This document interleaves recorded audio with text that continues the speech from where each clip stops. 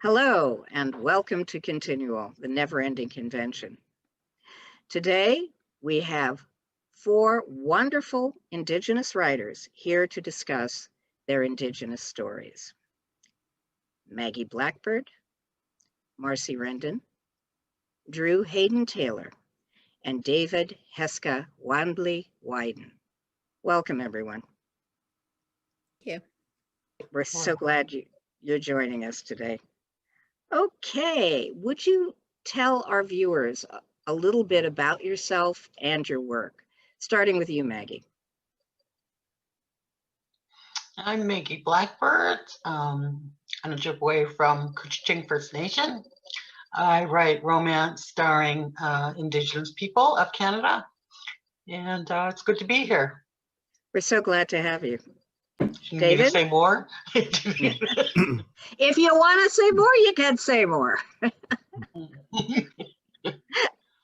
Anyway, David, what about you? Oh, hey, everybody. I'm David Heska Wanbli Weiden. I'm an enrolled citizen of the Sicangu Lakota Nation, and I am a crime writer, is how most people describe me, and my most recent work is Winter Counts, and it's a real pleasure to be here. Glad to have you. And I do believe that Winter Counts was up for multiple awards this year. It is, and in fact, I just found out that I did not win one tonight, and so that's how it goes. So I chose not to attend the ceremony, but I do wish them well. It's going on right now, and so I'm with you guys instead, having a much better time. So thank you. Drew? My name is Hayden Taylor, and I am what you call a contemporary storyteller. I work in so many different genres and mediums. I'm a playwright. I write novels. I write nonfiction. In my novels, I've written a vampire novel. I wrote a magic realism. I did a collection of Indigenous science fiction, and I just finished. I'm waiting to sell a Indigenous horror novel, and I write a lot of comedy. Oh, cool. Comedy is good. I'm good with comedy. And Marcie, what about you? Bonjour. I am citizen of the White Earth Nation here in Minnesota, in the middle of the continent, and I too write. What I say is I'll write anything that pays. Most recently, I'm doing crime novels, and I've done children's picture books, educational books, plays, poetry, songs for classical composers. And I would love to write a romance, but I just cannot seem to figure out the genre. So I'm looking forward to reading Maggie's work and hearing what you do. Cool. You say you've you write everything they'll pay you for. I can really sympathize with that. What drew you? What did you intend when you started out to write in multiple genres, or did you have a focus on one particular genre? So I've been writing as long as from the time I learned how to write, but I don't have a like a degree or anything in English or writing or anything like that. And so when I was writing, I was just writing anything and everything. Mm-hmm. And when I made the decision to make my living as a writer, and when I made that decision, I had to take anything that paid. I was doing journalism, poetry, plays, the songs for composers. So it just it was because I'd made the decision to make my living as a writer that kind of forced me to really basically write anything. Like I do profiles for agencies, year-end reports, that kind of thing. But like I love writing the crime novels. That's what I want my focus to be. Mm-hmm. But you can get paid to write children's books too. What drew you to crime novels? I think that as Native people, there is so much trauma and drama in our lives and in the world around us that there's a it's a way to resolve some of the internal conflict, not just for myself, but for people, Native people in general. Mhm. I mean, when you look at people's favorite Netflix shows or television shows, it's the crime, Mhm. you know, so there's something about crime that pulls us in. Mhm. And then I can resolve some of the stuff Mhm. that doesn't necessarily get resolved in real life. Yeah. So basically, one of the questions I had prepped for this thing was, we're always told to write what we know, but we don't frequently. We write what we see. And yet what I'm hearing is that your affection for crime novels and your desire to write what you know were just sort of a natural meshing that went forward. Probably. And it's fascinating. I mean, I grew up real rural in the, up in the woods. And so there were things that happened that never got resolved. Mm-hmm. Somebody got killed, never got resolved. So, somebody disappeared, never got resolved. They ran away with the circus, or not the circus, but the county fair, And so there was always that. And then you make up stories. I'm sure that everybody here, just like as soon as any little thing pops up and all of a sudden you're making a story up in your head about what happened, why it happened, who did what. And writing is a way to answer some of those questions. Mm-hmm. Okay, cool. Drew, you also have this breadth of genres, etc.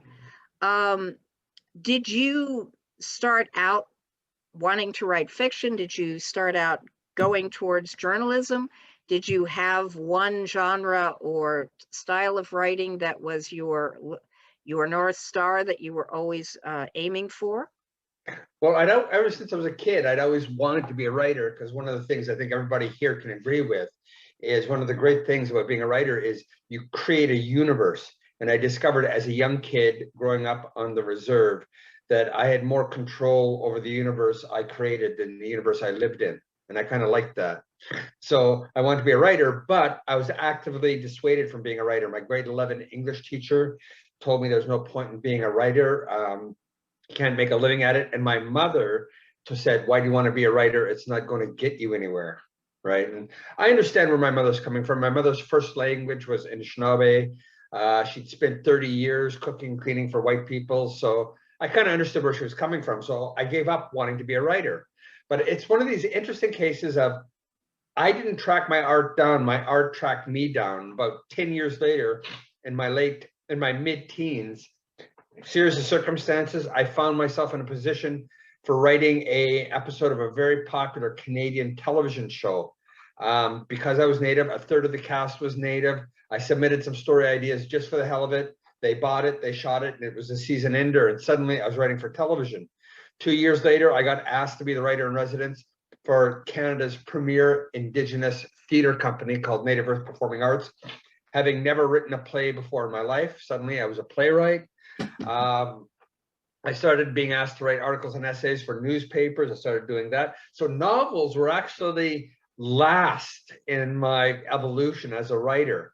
And so my very first novel was called The Night Wanderer, which was a Native vampire novel. And for me, it's more of a case of, yes, to a certain extent, write what you know, but it's for me, it's write what I would want to read. Because something I referred to as the contemporary Native literary renaissance. In the mid and late 80s, all these novels, plays, poetry were coming out of the First Nations community. And the vast majority of them were dark, depressing, bleak, sad, and angry. Most of the characters were either oppressed, depressed, or suppressed. And this made perfect sense, because when an oppressed people get their voice back, they want to write about being oppressed. Thompson Highway has this great line that he likes to use: before the healing can take place, the poison must be exposed. So there's this entire flood of books dealing with the dysfunctional aspect of the First Nations community. But my path was kind of different, because I bumped into an elder from a reserve in Alberta who said, in his opinion, for Native people, humor was the WD-40 of healing. Mhm. I don't know if they have WD-40 down there, but it's a lubricant. Oh yeah, I Yeah. mean it's said down here in the U.S. that it's either duct tape or all the world's problems can be solved by duct tape and WD-40. Well, Duct tape if it's I thought that line was so cool. I thought it was T-shirt worthy. yes. So I decided I was more interested, as I said, the preceding line of Thompson Highway's line about before the healing can take place, the poison must be exposed. So many writers were exposing that poison, and far better writers than me. I was more interested in humor is the WD-40 of that healing. And I've been to about 150 First Nation communities and reserves and reservations across Canada and the States. And every community I've been to, I've been greeted with a laugh, a smile, and a joke. So I started writing more humor, incorporating humor into what I was doing, because to me, that is the essence of the Indigenous community. And I started, my first novel was a Native vampire novel, because at that time, at least to me, I don't know again, other places, I had not read, heard of, or even thought anybody would have written a Native vampire novel. And I wanted to do it because I was told there's no such thing as Native vampires. Well, there is now. And then I wrote another novel, which was about a magic realism, when I didn't even know what magic realism was. I did that, and then I did a collection of Indigenous science fiction short stories, and so on and so on. So I basically write what I would want to read. Mm-hmm. Cool. Maggie, okay, were you always laser focused on romance, or did you try some other genres along the way? And what prompted you to bring Indigenous heroes and heroines or Indigenous protagonists into the center stage in your romances? I have always been focused on romance. I think I said in the last video, it started when I was about 12 or 13. My older sister passed me Joanna Lindsay's latest paperback, and I got the romance bug. I was bitten really big. And it was something, I spend a lot of time just reading. I'm a big reader. I always say I'm a reader first and a writer second. Big fan of reading. And I had a demanding job that took me basically all over the treaty area, down in southern Ontario, all those places. And I just wanted to decompress in my hotel room. So I would write romance stories. That's how it all started. Can you write at home now, or do you need to go to a hotel? I can basically write anywhere. I could even be in the middle of a big wedding, and I could just sit there with my laptop and write. I can basically write. Cool. Wherever, now, yeah. It basically, one of the things that the pandemic showed me was how addicted I'd gotten to writing in coffee shops.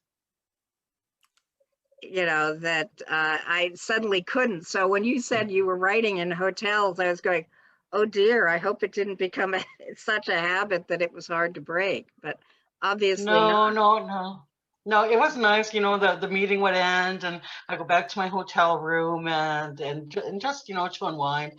I would just started writing the series, about a bunch of motorcycle people. Where it came from, I don't know, but. But what prompted you to, usually we are told to write to the market, but you're doing something, you were doing something new. You were bringing in Indigenous peoples into your stories. What brought it there? Was it basic to satisfy, were these stories for you initially when you were writing in the hotel room? They were basically, yeah, for me. I just kept thinking that, I was aware of all the different fiction out there and nonfiction with Indigenous people, but it's really hard to find in romance, especially in contemporary times. You don't see a lot of contemporary novels, romance novels, with everybody's running around the reserve and communities happening. You don't see that. So I just thought, well, I'm gonna write it then, and if it sells, it sells. So and a publisher picked it up, and I went from there. So Very it cool. good. Very cool. Okay, David, was mystery and suspense always your lodestar? No, I kind of backed into this a little bit differently than the others on the panel here. I did not grow up on the reservation. I grew up in the city. Now I would spend summers on the Rosebud Reservation in South Dakota, where my mother was raised, but I grew up primarily in the city. But I grew up, obsessed with books, as I'm sure everybody here is, or anybody watching, but my family was, there's no nice way to say it, fairly impoverished. And so neither of my parents graduated from college. And in fact, my parents split up.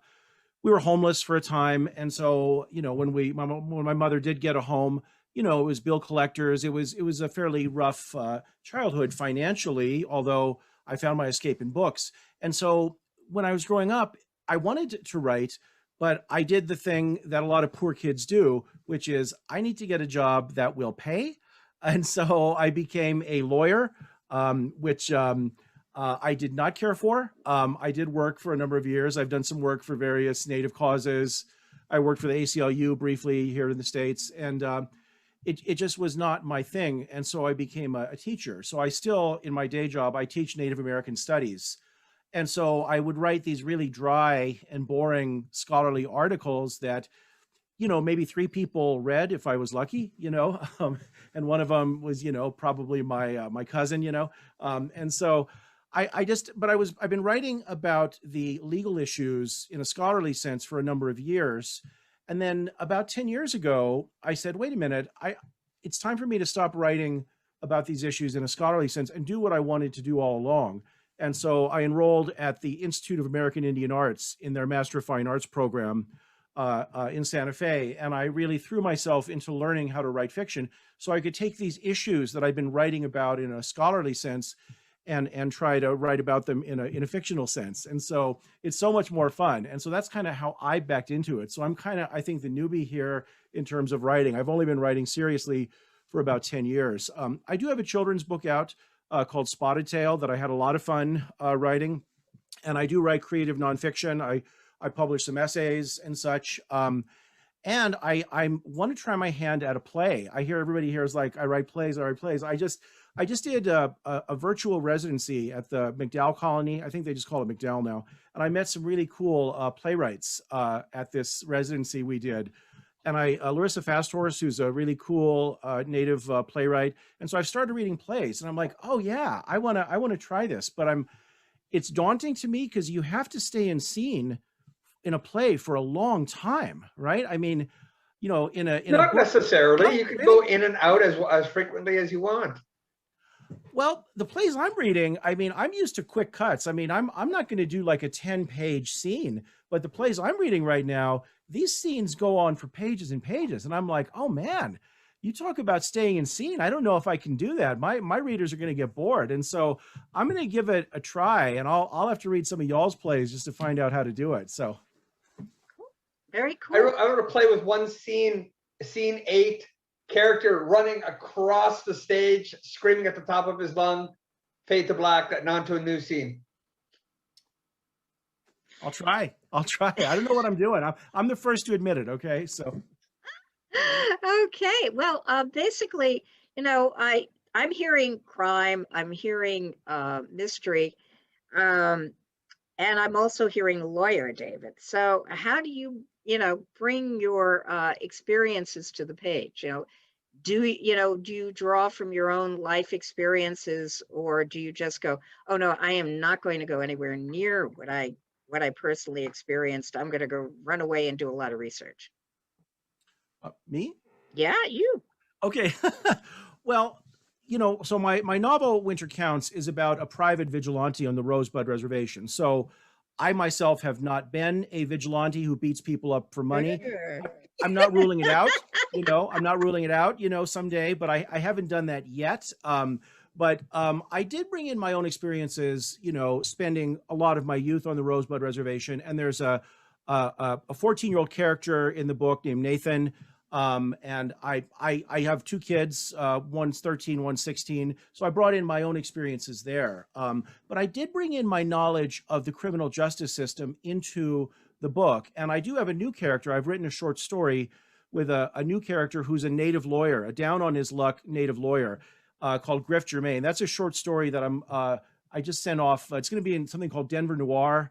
There's a publisher called Akashic. Akashic, Oh, I don't know how to yes. say it. Yeah. And so they have a new volume coming out called Denver Noir. So I introduced a new character that's probably closest to me, like, down on his heels, native lawyer set in Denver. So if any of my personal experience made it onto the page, I would say it's on that character. Okay. What about you, Marcie? Has your how have you brought your experiences, both as an Indigenous person, as a woman, as a writer, onto the page? I don't know exactly. There's no wrong answer. Yeah, the things that I write are pretty character driven. And so, so my first book, the first crime novel was this one, Murder on the Red River. And I had given up writing crime. I'd written 3, failed. And so I was trying to write some kind of version of a romance, and I was failing at that. And the main character, Cash, literally showed up, and she started like, rah, rah, rah, rah, rah. And as long as I was writing what she was, rah, rah, rah, rah, rah, it was working, and I could tell that it was working. And so I don't, I'm Native, I'm female, I have kids. I don't, it's like, I don't know. I guess I don't think too much about it. Like when a story hits, I can tell that it hits. And as long as I'm writing, I think Drew said, stories, things that I would want to read. And I can tell when I'm writing, if I hit a spot where, okay, I'm going off here trying to write for somebody else, as opposed to what would make me continue to read the book. It's hard to separate for me how much, Yeah. In fact, in the Murder on the Red River, I was writing a crime story. That's what I wanted to do. That's what I was trying to do. And the publisher there's one line in there where it says, and she never saw her mother again. And the editor said, nobody's going to believe that. I said, what do you mean nobody's going to believe that? It happens all the time. Like why would, and she said, and so then we talked about the foster care and the scooping and all of that happened. And she said, so you have a whole other storyline going in here that I wasn't even aware that was in there, because I was just writing the story. Yeah. Yeah, the things that we live with, we don't always recognize are part of a story or are a story to Right. people who do not share our experiences. And I grew up military, and I always thought that was normal.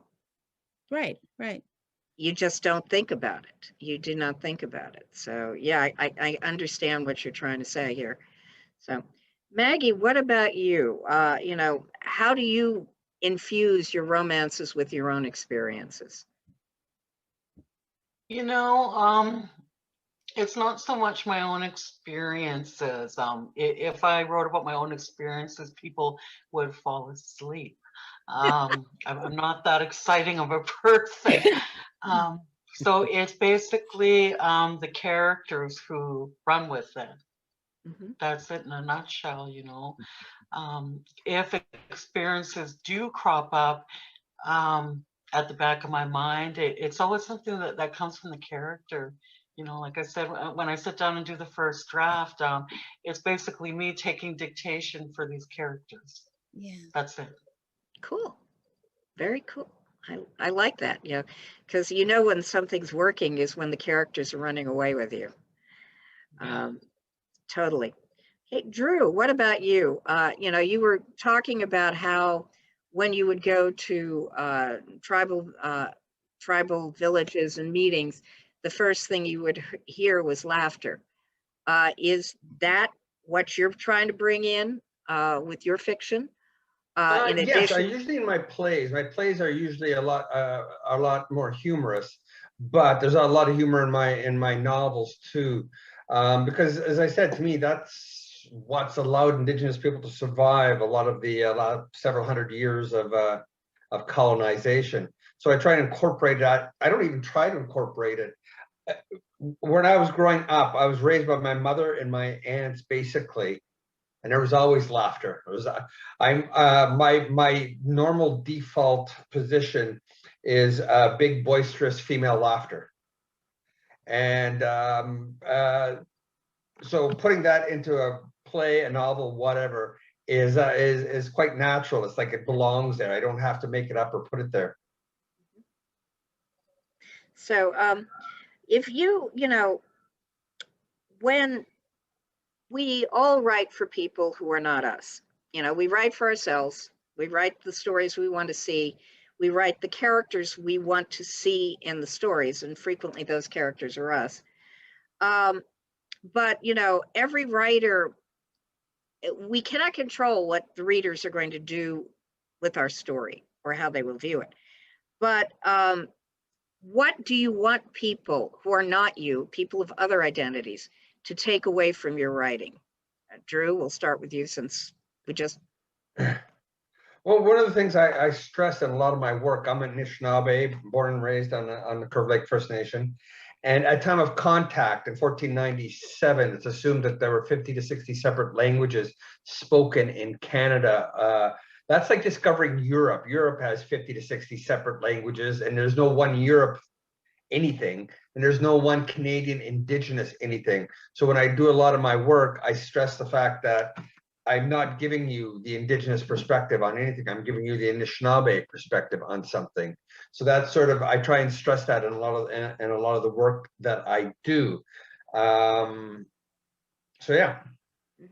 So basically, to talk about I'm going to mangle it, Anishinaabe perspective. Anishinaabe, yeah. Anishinaabe perspective, and also to emphasize the magnitude, scope, and diversity of the First Nations, not just in Canada, but and I mean the US. The usual things too, of dispelling stereotypes and creating and understanding, building bridges.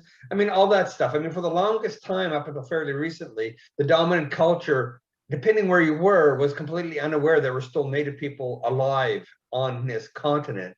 Secondly, they were completely unaware that we had a sense of humor, the stoic Indian, all that sort of stuff. So part of what I've done with my comedies or whatever is try to demonstrate and illustrate that actually the best way to put it is, in terms of the dominant culture and Indigenous people, there are actually more similarities than differences, but those differences are very, very important and need to be addressed. Okay, cool. Maggie, what do you want people who are not you, who do not share your experience, to take from your work? So that's a good question, because I never really thought about what I want people to take away from my work. I just want them to have an understanding that on the reserve, we're not much different. We have romance, we have marriage breakups, we go through divorces. We have our own, we're not living in this perfect dreamy world. We have our own problems at the reserve level too. And in my one book, I have the two families feuding over religion and over the Indigenous culture, the Ojibwe culture. That was almost destroyed through the residential schools, and that's basically what's happening in that series. So, and just have an awareness of the own issues that we have on a more personal level at the reserve level. So, and there's been a lot of good feedback, which I'm really happy about. I have a lot of I have more writers that are non-native than native, or readers that are non-native than native in the romance community. Cool. So it's great. That's wonderful. That's wonderful. Mhm. Marcie, what do you want people to take away? People who do not share your experience, what do you want them to take away from your work? Specifically your fiction, because when you're writing, nonfiction, usually you're sort of stuck with specifications you can't get out of. Yep. No, with the novels, what I'm writing for is I just want people to enjoy reading the crime novels the same way that I enjoy reading crime novels. I know that both of the books are being used in university to in social studies classes, in women's studies classes. I mean, I went to one class. I mean, I've got a few marks where I read but I mean, one woman had the whole thing. It was like every page she was pulling something out to study. It was like, yeah. So I don't know. I'm not trying to educate anybody. I'm not trying to teach something. I'm trying to write crime novels that will sell and that people will enjoy. Cool. That's my goal. That's a worthy goal, enjoyment, reading. That's what, like humor, is what gets us through the hard times. Yes. David, what about you? What do you want folks to take from your work? Well, I'll just echo a lot of what's been said here. What I want people to do is to be glued to the page, and they stay up all night, and it's like, oh, I missed work because I had to know how winter counts ended. That's I think what we all want, and that's obviously my goal. But having said that, I mean, I do try to sneak in some things that I think non-native people and even some native people don't know about. A lot of people don't know about this legal issue that I write about in the book, the Major Crimes Act, which I'm not going to bore everybody here with today. There are lots of issues down here in America, that laws that really disadvantage native peoples on reservations and elsewhere. And a lot of people don't know about this, lots of other things. I find that non-native people don't know about IHS and the healthcare system that we have that sometimes fails. There are a lot of things that I think, I think there are a lot of things that people can take away with, but I also want people to get, just like Drew and Marcie and Maggie have said, I want them to get a sense of what it is to be native, what it's like to interact. We're different in some ways, but we're similar in so many ways. Now, having said that, I am writing for native people in a way. The comment that I get a lot when I talk to book clubs, and I've spoken to 4 dozen book clubs over the last year, and they're like, we want a glossary because you threw in some Lakota words and you didn't define them. We want a glossary. And I'm like, well, there's this thing, it's called Google, and context, And so I appreciated that they wanted it, but I felt that for the truth of what I was trying to express, I did have to keep some things very native centric. And there are a lot of jokes in my book that only native people are going to get. I have one character in there called Snagmore that Stephen Graham Jones, my friend, thought that is just the funniest thing that he's ever heard of. There are a lot of, and Bethany Yellowtail, I mentioned that a few times, so there are a lot of things in there that are really just a little wink and a nod to native people. But I want people overall to have a good time, but also maybe get a little sense of the legal obstacles and political obstacles that we natives face down here in the States. Mm-hmm. Cool. It's interesting that you mentioned Stephen Graham Jones, because the next question is actually a nod to him, because he wrote an article that was linked to Tor.com recently. And he mentioned that he would rather people ask in panels, who do you read?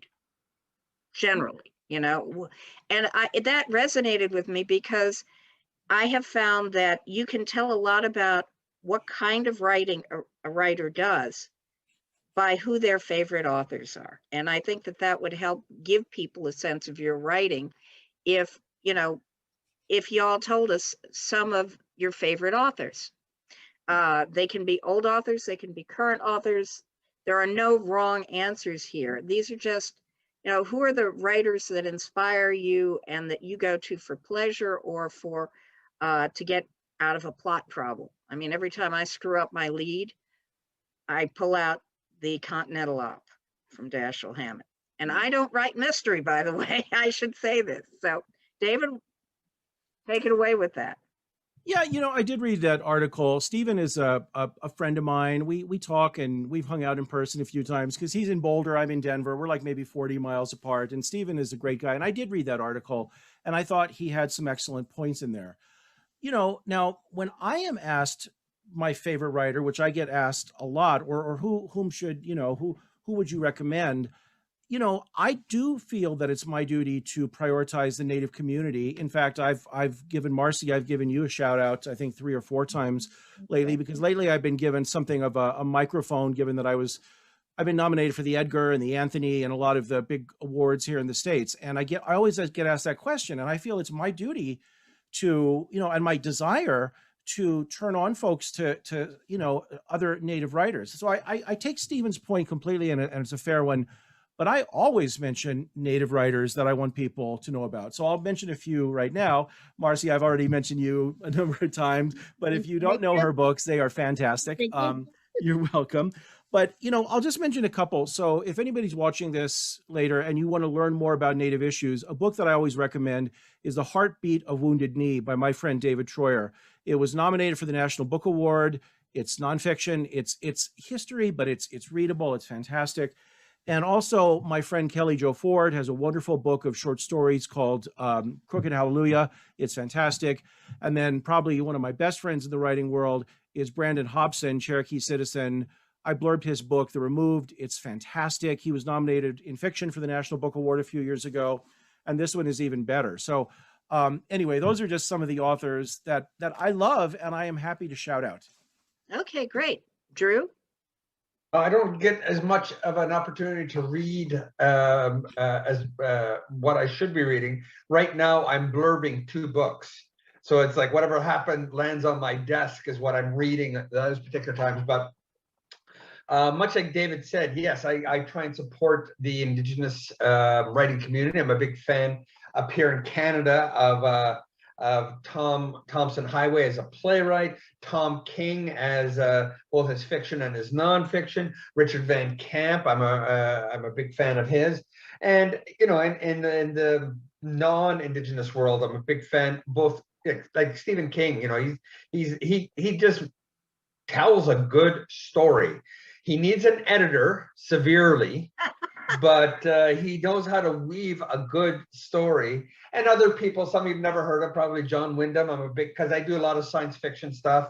And just because of the work I do, I don't get a chance to follow all these authors because I'm always being tossed books to read. So I'll have to leave it at that.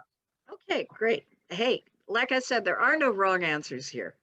Maggie, who are your favorite writers? And in romance, outside of romance, who do you want to give a shout out to? In romance, I would say I still stick with Johanna Lindsay as my favorite. She brought me into the romance genre. Yeah. And Roseanne Bittner. She writes Native American romance. She just does a beautiful work of it. Really good research. And Richard Wagamese. My dad introduced me to him. And he has since passed away, but he does nonfiction and fiction. Beautiful author, wonderful work. I could go on and on. Louise Erdich, she is Ojibwe. I can't remember which reserve she's from. She's from the States though, but another good author. Pardon? Turtle Mountain. Turtle Mountain. Okay, yeah. She's another good author that again I was introduced to. So. And I have a lot like them coming through my desk all the time because I do a book review once a week at my blog. So I'm constantly getting different types of romance novels that I got to read as well. So I reserve nighttime at bed for reading. So like I said, that's about it. Okay, great. Well, Marcie, we're going to wind up this question with you since you were, one of the people who got a shout out. Okay, now it's your turn of who do you read for pleasure or fun, or who would you like to recommend? So, I read in the same way that other people watch Netflix or television. So, it's Stephen King, anything and everything by Stephen King. John Sanford, Lee Child, John Grisham. I mean, some of those crime writers. In the Native world, the Angeline Boley has a wonderful, Firekeeper's Daughter is just a really hot book out there right now. Linda Rodriguez is a crime writer who really supported me when I initially said, you know, I've got these crime novels. There's 3 up and coming Native writers from the Twin Cities here, Anna Cardone, Tasha Hart, and Ruth Denny, that I will be looking forward to seeing what I was just at a reading that they all did on Friday night. So looking forward to seeing where they get published. And Tasha is she wants to do romance. And I already sent her your link, Maggie. Oh, that's Oh, wonderful. sure. Yeah, I'd be glad to talk to her. Glad to read her books. Cool. Oh, hey, let's make these connections. I'm good for that. Okay, we are coming up on the end of our time here together. And I know that I have failed to ask the questions that should be asked. I always do. So this is going to be where y'all get your soapbox. What would you like to add on any topic as we close out the panel? I'll start that with you, Maggie. What would you like to add, if there's anything? Just you can reach me at maggieblackbird.com. Everything about me is on that website. Okay, well, we'll go back to that. But, you know, this is also, if there's anything that a question you'd like to address, anything you'd like to ask each other, that's good. Okay, Drew, what about you? Anything you'd like to add? Any question that you feel we haven't addressed? Or Well, not something so you much want to that, but talk I think I'm really delighted to be on this panel with these people, because this is one of the things I've been talking and lecturing about for God knows how long. That I mentioned earlier about how the contemporary Native literary renaissance, and it used to be that there were basically 3 narratives coming out of the Indigenous community writers. There were historical narratives, victim narratives, and something I call post-contact stress disorder stories. And I was always sort of like, it was basically the same things over and over again, the trauma porn, which we're all familiar with. And I've often talked about how in the last 10, 20 years, there's been a gradual shift towards genre fiction, where Native people are picking up the genre torch and indigenizing it, culturally appropriating all these different types of genre fiction. A friend of mine put together a book of international Indigenous erotica, right? Which I like to think of as 50 Shades of Red. So I just think it's so cool that we're here talking about this, because this is exactly the direction I thought Indigenous literature needed to go. Cool. Okay, great. Marcie, what about you? You know, anything you'd like to add? Any topic you wish to address? And So we will get around to the websites and the blogs, because I want to know that blog address, Maggie, when we get to you. So when I was growing up, again, being a writer was 0 on the radar for me as a Native person. I mean, I wasn't going to amount to anything, let alone be a writer. And so I think the thing that I want anybody watching this to know as a Native person is that there's a whole world out here if you want to write. And the publishers in New York, regional publishers, they are all looking for Native stories at this point in time. And, you know, I was just on a call the other day with a publisher, and they were looking for a Native romance. And I said, you know, I fail at it every time I try to write it. So don't look at me. But, you know, we need diverse voices, our own voices. There's the Quelly conference that happens every year. There's these residencies that pop up for Native writers to get together. And, you know, like I didn't have any of that. It was 5 years and pile of rejections before I found a publisher. But there are other people who've been through some of these programs where there's doors that are open. And I would just really, really want Native people to rush for those doors. I guess that's what I want to say. Cool. That's good. David, what about you? Any closing thoughts? Anything that you wanted to talk about and I screwed up? Go for it. Well, I'll just kind of piggyback off of Marcie and Drew's comments on the way that the literary landscape is changing, especially for Native writers. I have seen, both in Canada and here in the US, that genre work is becoming more and more accepted. You know, I mean, just here on this panel, we've got people doing romance, we've got people doing crime, we've got horror, you know, and for a long time, we weren't respected. There weren't, you know, the really respected Native writers were the serious ones that were doing literary realism. And it seemed like, you know, they were the only ones that were getting published, that were getting, you know, the attention. I think that's changing. And I think it's a good thing, you know.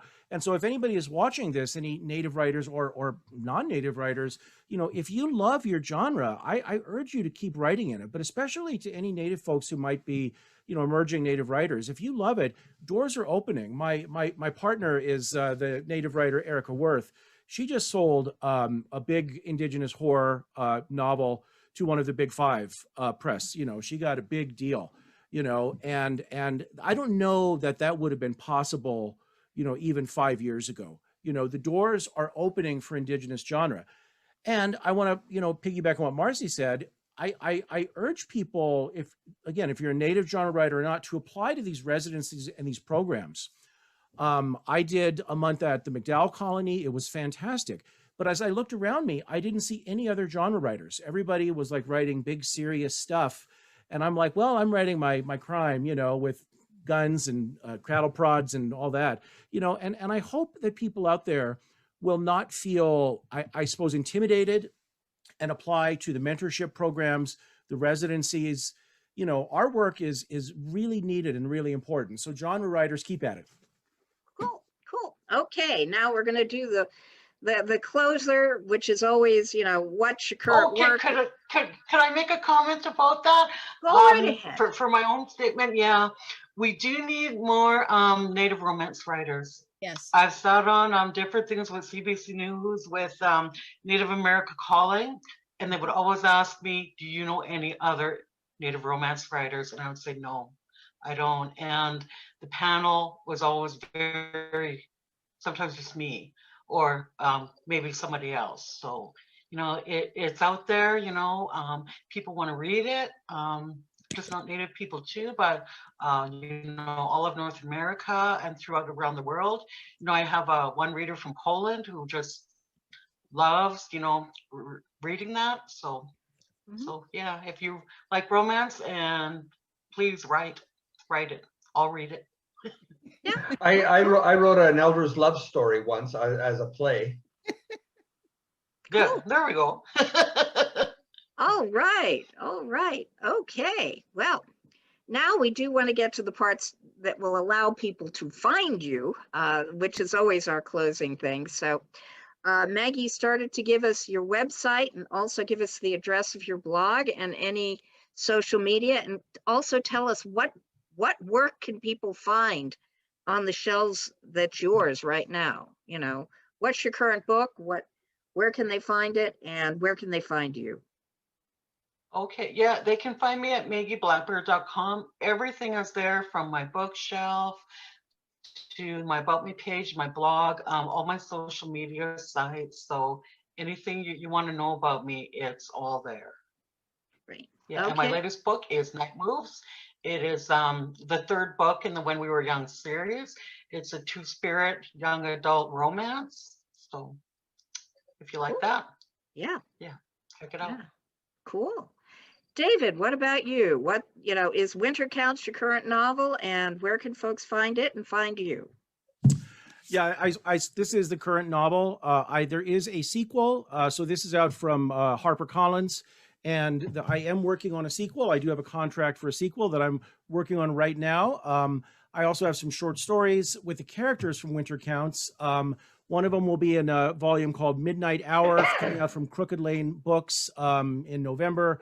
Another one will be in the BoucherCon anthology, the big crime conference, called This Time for Sure. I've got another Virgil story, and I've already mentioned the Denver Noir. And so the sequel is coming out as well. My website, davidweiden.com, and Twitter @Wanbli Weiden. Okay, great. Drew?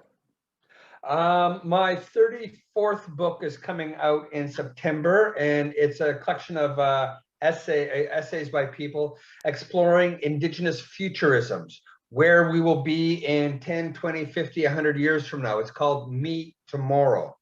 And then hopefully in another 6 months after that, my new novel will be out, my native horror novel called Cold. And most recently, running right now on the Aboriginal People's Television Network up here in Canada, is a 13-part half-hour series I co-produced, co-wrote, and host, called Going Native. And it explores the wild, the wacky, the fabulous, the interesting aspects of Indigenous culture across Canada and the States. I have a website called drewhaydentaylor.com, and my Twitter is @the_DH_Taylor. Okay, great. And Marcie, what's your current work that people can find, and where can they find you on the web? So I have the 2 crime novels. The most recent one is Girl Gone Missing. The first one was Murder on the Red River. They're in bookstores. I'm working on a present day crime novel, 2 books that's set in present time. These ones are back before DNA and cell phones. Mhm. And The before times. one should come out like in a year, I believe. What else? I just had a stage reading of a play called Sweet Revenge about a Native woman serial killer that Ooh, I'm looking for a theater to do a stage actual production of that one. We just had the stage reading. Yeah, I am terrible at knowing what I'm doing and promoting myself. I'm bad at it. So that's what I remember. okay. I am marcierendon.com. I'm on Facebook under Marcie Rendon, on Twitter under Marcie Rendon, Instagram under Marcie Rendon. Just like keep it easy for myself. Cool. Yeah, thank you. Oh, thank you. Thank you all, really. This has been a great panel. And I hope you'll join us again at ConTinual, and I hope you out there viewing this panel will join us again at ConTinual, the never-ending convention. Meanwhile, take care, stay safe, and keep reading. Thank you.